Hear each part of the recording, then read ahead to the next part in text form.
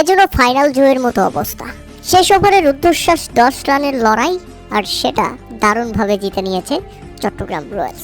আর তাতে হৃদয় ভেঙে যায় নাজমুল হোসেন শান্তর, হৃদয় ভেঙে যায় রাজশাহী ওয়ারিয়র্সের। আপনারা যদি দেখেন, শেষ 12 বলে প্রয়োজন ছিল 13 রান। এমন সময় 19তম ওভারটা দুর্দান্ত করেন তানজিম সাকিব। মাত্র 3 রান খরচ করেন এই বোলার, তুলে নিয়েছেন একটি উইকেট। যে কারণে শেষ ওভারে চট্টগ্রাম রয়্যালসের জয়ের জন্য প্রয়োজন ছিল 6 বলে 10 রান। উইকেটে একমাত্র স্বীকৃত ব্যাটসম্যান হাসান নেওয়াজ। আর এই ব্যাটসম্যান প্রথম বলেই 2 রান নেন, যদিও এখানে রান আউটের সুযোগ ছিল, কিন্তু সেটাতে ব্যর্থ হয়েছে রাজশাহী ওয়ারিয়র্স। এর পরের বলে আবারও 2 রান, সেখানেও ফিল্ডিং মিসে 2 রান চলে আসে, মাথায় হাত রাজশাহী ওয়ারিয়র্সের। শেষ 4 বলে যখন প্রয়োজন ছিল 6 রান, এমন সময় হাসান নেওয়াজ দারুণ এক বাউন্ডারি হাঁকান। তাদের শেষ 3 বলে 2 রান।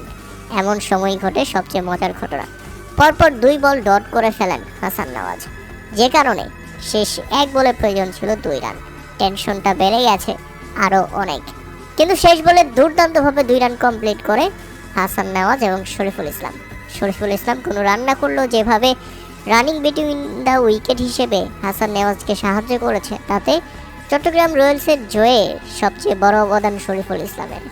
সেই সাথে হাসান নেওয়াজের কথা না বললেই নয়, দারুণভাবে দলটাকে জিতিয়ে মাঠ ছাড়লেন এই ব্যাটসম্যান। তাতে সবাই উল্লাস দিয়ে মাঠের মধ্যে চলে আসে, যেন ফাইনাল জিতে গেছে চট্টগ্রাম রয়্যালস। অবশ্য ফাইনাল জেতার মতোই ম্যাচটা। এমন রুদ্ধশ্বাস ম্যাচ যেভাবে ফিনিশ করেছেন হাসান নেওয়াজ, আর যেভাবে হেরে গেল রাজশাহী ওয়ারিয়র্স, তাদের জন্য সত্যি দুঃখজনক এবং হৃদয় বিদারক। নাজমুল হোসেন শান্ত তো ভেঙেই পড়েছেন। আর এই জয়ের মাধ্যমে 10 পয়েন্ট নিয়ে পয়েন্ট টেবিলের সবার উপরে চট্টগ্রাম রয়্যালস। সত্যি দুর্দান্ত।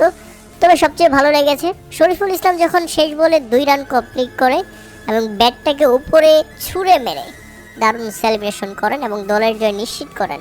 সেটা ব্যাপকভাবে এনজয় করেছে ভক্ত সমর্থকরা। দর্শক, এর আগে প্রথমে ব্যাটিং করতে নেমে ব্যাটিং ব্যর্থতায় পড়ে যায় রাজশাহী ওয়ারিয়র্স। মাত্র 128 রানের মধ্যেই থেমে যায় তারা। আর জবাবে ব্যাটিং করতে নেমে রুদ্ধশ্বাস 10 রানের থ্রিলার জিতে নেয় চট্টগ্রাম রয়্যালস।